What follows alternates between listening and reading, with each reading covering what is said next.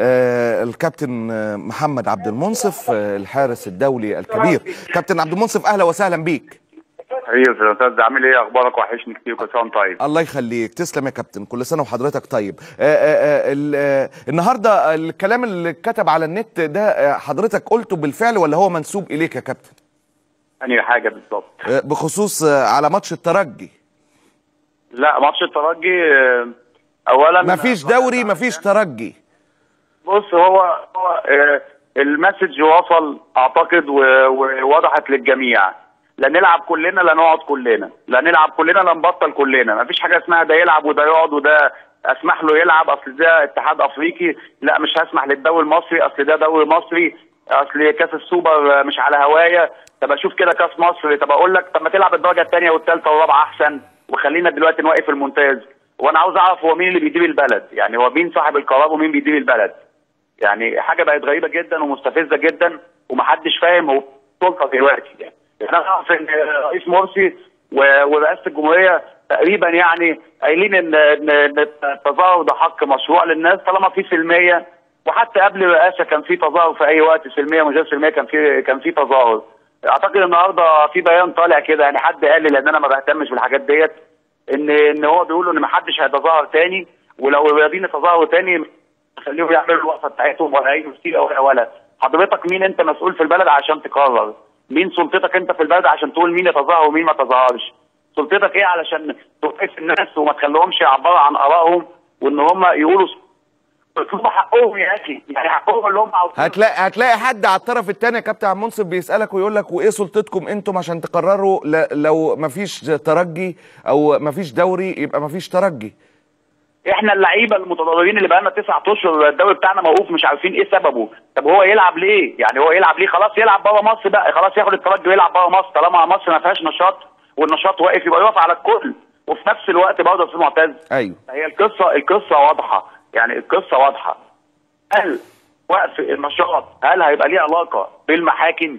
يعني هل المحكمه مستنيه تاخد قرارها بوقف النشاط او من عدمه؟ لو ديت هتقف ان احنا فعلا الناس هتاخد حقها ويحصل محاكمات عادله وحكمات ان احنا شايفين ان القصاص العادل هو ده هيحصل، خلاص يلا بينا مش ونقف ونأكد كلنا ان احنا متضامنين لحد اخر لحظه مع الشهداء. ولكن احنا فصلنا مجرد ما القضيه دخلت المحاكم وابتدت المحاكمات تشتغل وابتدت الشهود تشتغل وابتدت النيابه والاوراق والقاضي، فخلاص الموضوع فصل. احنا قبل كده رحنا العزاء وشاركنا في كل وقفات عملوها ضد اي حاجه. انا عن نفسي طلعت في قناه الاهلي وهاجمت الشرطه وهاجمت الجيش ان هو في الفتره دي ما قدرش يحمي الولاد، وكان تخاذل في ان هو يحميهم في بورسعيد، وكان سلبي جدا في المباراه. وقلنا كل حاجه ومحدش خاف من حد، وقلنا وصوتنا وصل وتعاطفنا معاهم وقلنا ان احنا نعمل لهم كل حاجه هم عاوزينها، لان هم راحوا ضحايا لبعض الاشخاص اللي انا ما بشوفهمش يعني يظهروا، هم قاعدين يلا انزلوا يلا روحوا، بس هو ما حدش بيظهر. طيب بالنسبه لضرب النار يا كابتن عبد المنصف اللي حصل بالامس، ودي واقعه ما حدش اعتقد دلوقتي يقدر ينفيها، تعليقك عليها ايه؟ ضرب النار من الضابط اللي كان واقف معانا في قدام الاوتيل من التامين اللي كانت الشرطه موجوده في وقت الهجوم، جه من الجمهور بالصواريخ والشماريخ. ايوه. هل انت تتصور ان لعيب كوره رايح مسيره سلميه عند الاتحاديه ويمشي في مسيره في صلاح سالم يجيب معاه طبنجه يعمل بيها ايه؟ يعني يعمل بيها ايه؟ وبعدين انت زي ما انت شايف احنا كلنا تقريبا يعني معظمنا لابسين اللبس بتاعنا. ايوه. اجيب انا واحده واجيب طبنجه واقف قدام الاوتيل وقدام الضباط، انا راجل نائب مدير الامن والامن بتاع الاوتيل، واقف انا بطبنجه، ايش عرفني انا ان اساسا ان الجمهور هيجي يتعدى عليا او يجي يقتحم الوقفه او المسج اللي احنا عاوزين نوصله؟ طبعا كلام مش يعني انا للاسف الشديد هي كانت مسج بس يا كابتن. ايوه هي كانت مسج بس، يعني كنت ايوه انتوا كنتوا بتوصلوا رساله بس وهتمشوا ولا كنتوا؟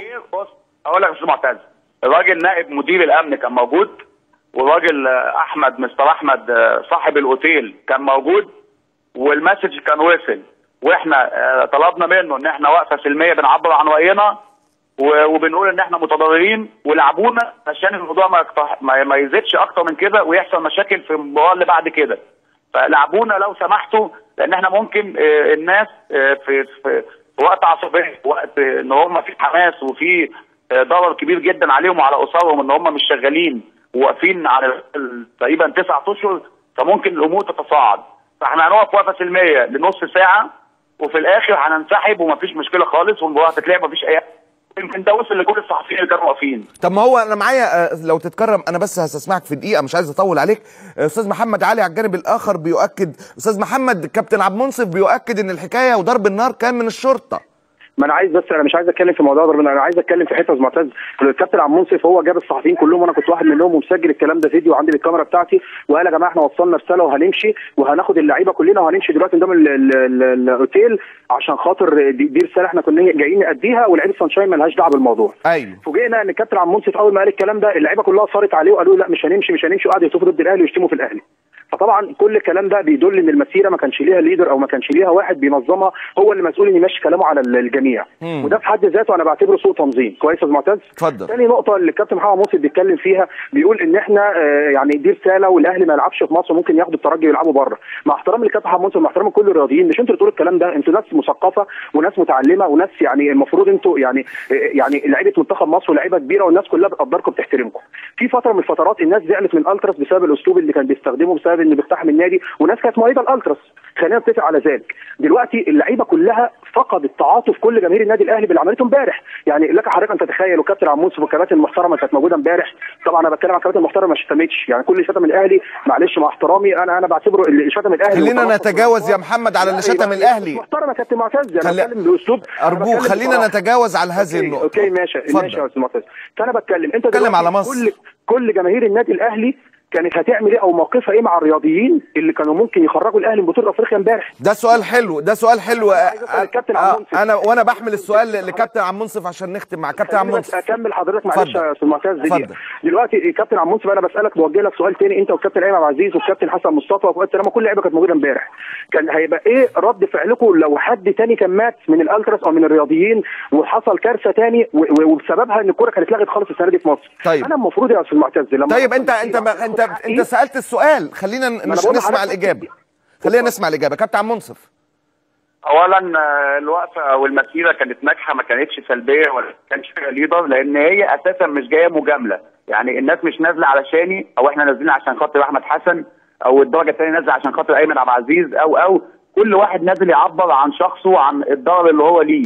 فهي المسيره واحد نازل جاي يقول ان انا متضرر وعندي مشكله كبيره جدا وعاوز ارجع شغلي. فانت ما تقدرش تحكم على حد هو اساسا من جواه عنده كبت وعنده غل وعنده كل حاجه اساسا حاصله له الفتره اللي فاتت ان هو مش عاوز ازاي بتاعه يرجع تاني.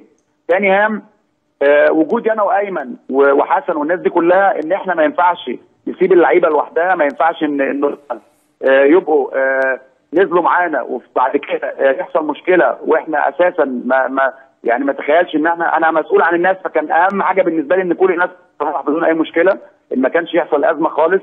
الازمه حصلت لما الجمهور هو اللي جه اقتحم. زي ما بيقول احنا عملنا وقفه مع الصحفيين وقلت ان الناس خلاص هتمشي. الناس صارت لان عرفت ان الالتراس بيهدد ان هو هيجي دلوقتي وهيضرب اللعيبه وهيمشيهم من قدام الاوتيل، وده في حد ذاته ان انا لو انسحبت ومشيت يبقى انا خفت منهم. وانا بقول لك ان ما هو ده الخوف من كده بقى يا كابتن عبد المنصف. عندك حق، وانت من الناس اللي الناس اشادت بادائها امبارح. الخوف كان من اللحظه دي انك انت بتضمن، ممكن تبقى ضامن البدايه، للاسف ما حدش بيبقى ضامن النهايه تصل لفين. والله انت عندك حق، بس عاوز اقول لك ان يعني احنا لعيبه رجاله بجد مش بنخاف من حد. يعني اللعيبه دي خلاص ما بنخافش من حد، احنا ما بنطبلش وما بنطبطبش زي ناس كتيره. هو بيقول لك جمهور الاهلي كان هيزعل منكم قوي، هو جمهور الاهلي فين مش زعلان ليه من الالتراس ليه؟ كل مصر كل الاحداث اللي بتحصل هو الناس فين؟ لا هو بيقول لك هتخسروا تعاطف. على فكره ما حدش متعاطف مع حد، الناس بتتعاطف مع القوه وتتعاطف مع الناس اللي هي بتبلطج وبتعمل ازمات وبتعمل مشاكل وبيطبطب. فاحنا عاوزين حد يطبطب علينا زي ما بيطبطب على الاخرين. يعني اللي بيعمل مشكله احنا شايفين ان بيطبطبوا، اصل دول عدد، اصل دول قوه، اصل دول جماعه. لا احنا برضه احنا عندنا برضه قوه وعدد ورياضيين وناس كتيره.